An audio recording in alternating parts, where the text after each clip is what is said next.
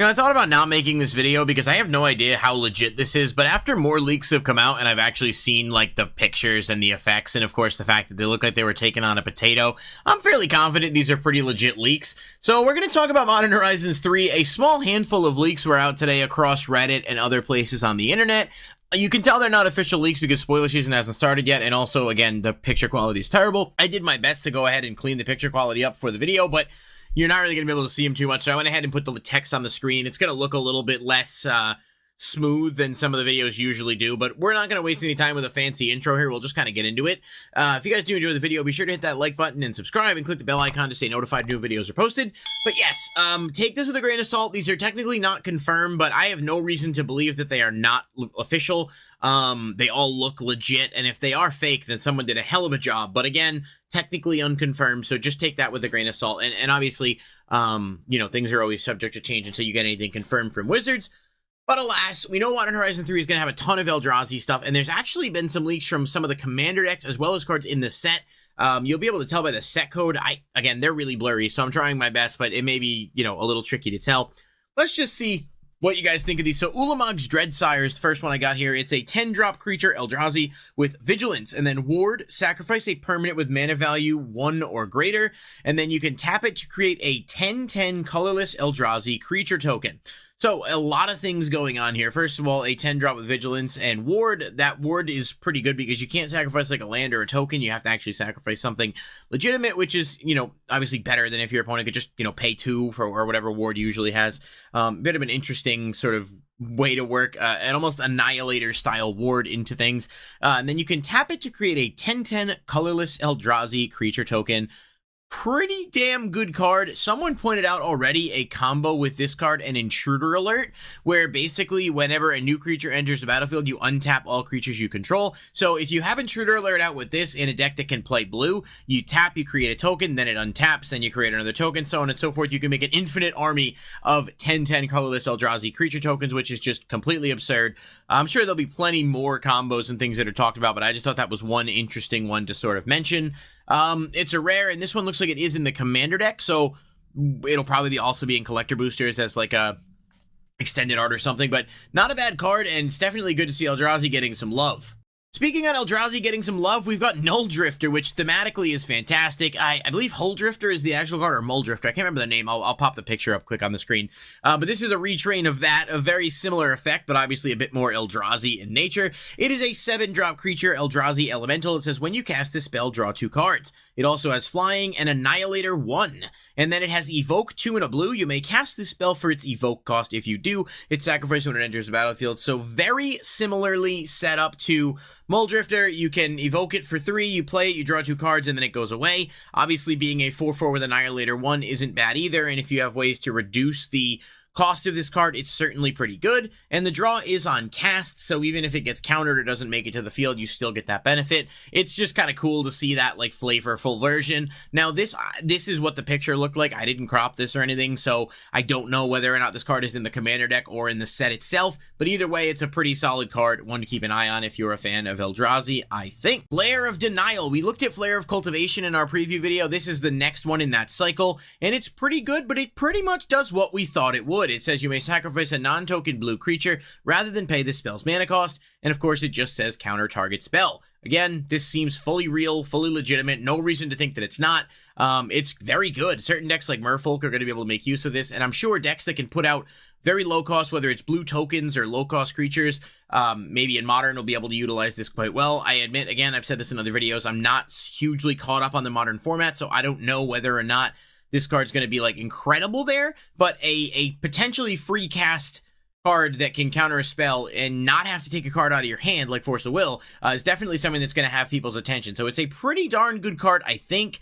I'm sure Commander decks will be able to make use of it, but there's a good bit going for it here. So I'm curious what you guys think of this one. Let me know in the comments if you have thoughts on this card, because I can't comment on it from a Modern perspective, but if someone plays the format and knows a little bit better what type of impact it might have, it'd be interesting to hear from you. Speaking of Merfolk, we've got Harbinger of the Seas. This is 1 blue Merfolk Wizard. It says non-basic lands are islands. So similar to Magus of the Moon, it's basically a version of that.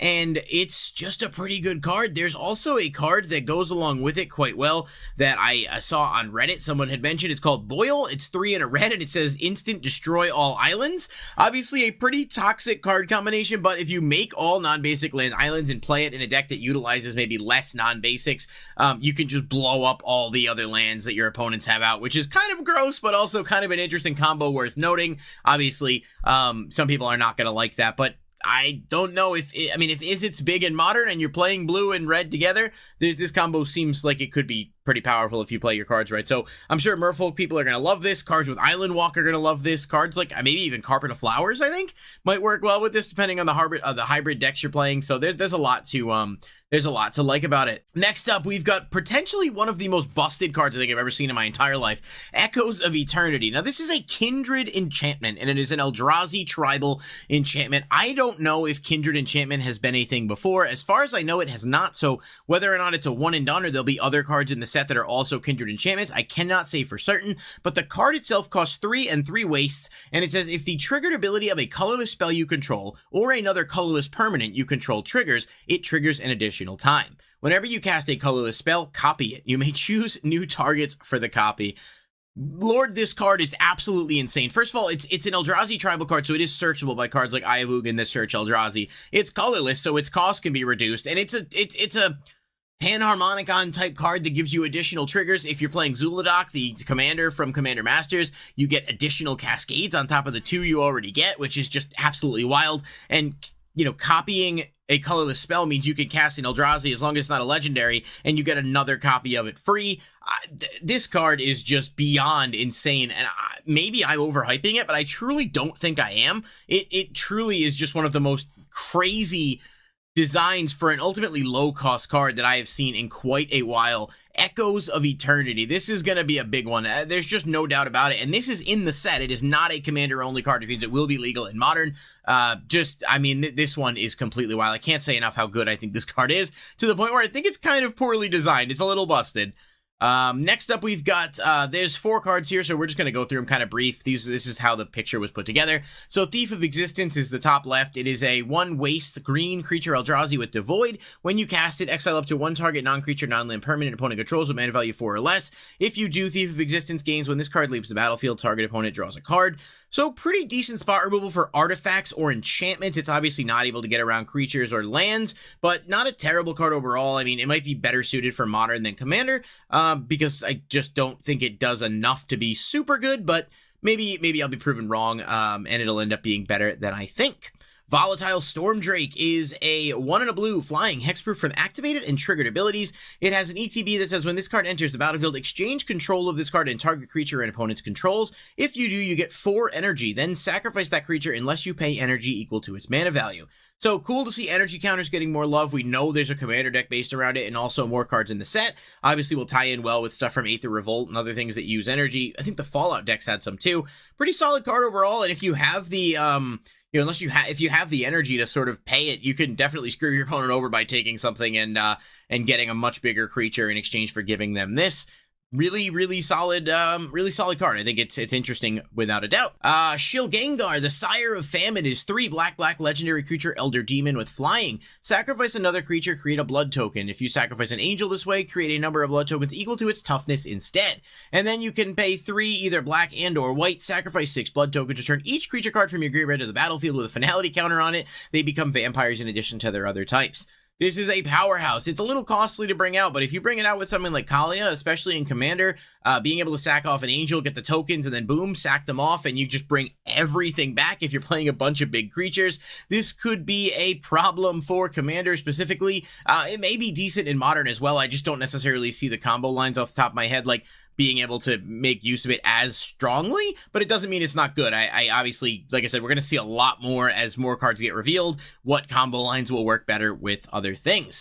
Pearl Ear Imperial Advisor is a 1 and a white lifelink enchantment. Spells you cast have infinity for auras, which is, of course, they cost 1 less to cast for each aura you control. Whenever you cast an aura spell that targets a modified permanent you control, draw a card. Just a pretty darn good card across the board for enchantment decks. You can absolutely reduce their costs and get some draw power, plus lifelink. Just overall a pretty good card. Decent maybe as a commander too, but Obviously, you're locking yourself into just mono white, so you'd have to decide if that was something that you wanted to do. And finally, for the leaks, Necro Dominance. This is 3 black legendary enchantments to skip your draw step. At the beginning of your end step, you may pay any amount of life. If you do, draw that many cards. Your maximum hand size is 5. If a card or token we put into your graveyard from anywhere, exile it instead. So, obviously, Necropotence, one of the first things that comes to mind here. This card is pretty strong, though. I mean, obviously, it requires a little bit of playing around, and you can pay life, you can get extra resources. It does limit your hand size to 5, but I don't know if that matters too much when you can basically draw that many cards each turn, kind of filter through what you have. The thing is, though, anything you discard or lose from the field would be exiled instead, so if your deck's not prepared for that type of thing, that could be a big drawback. Still a decent mythic that I think is going to have some players' attention. There's obviously decks that will be able to make use of this if they don't care about their things being exiled, or if you have ways to get this off the field after you draw from it. Certainly not a bad card at all, and it's a mythic, so we'll see what type of impact it has, but it looks like it's going to be solid. I know I kind of rapid fire went through that, but these are, some leaks that are, again, unconfirmed, but I have no reason to think they're not legitimate. Obviously, some of these cards are really powerful. Some of them, maybe not so much, but that doesn't mean they're bad. And obviously, there is a ton of stuff that's going to be in Modern Horizons 3, so we'll have plenty more to talk about, but I wanted to get a video out covering this in case people heard about the leaks and wanted to see the cards. So let me know in the comments down below. Remember, these are not confirmed, although I do think they are legitimate. And yeah, I guess we'll have to see when Wizards does official spoiler season, whether or not they're all real. But yeah, let me know what you guys think, and I'll catch you in the next video. Peace.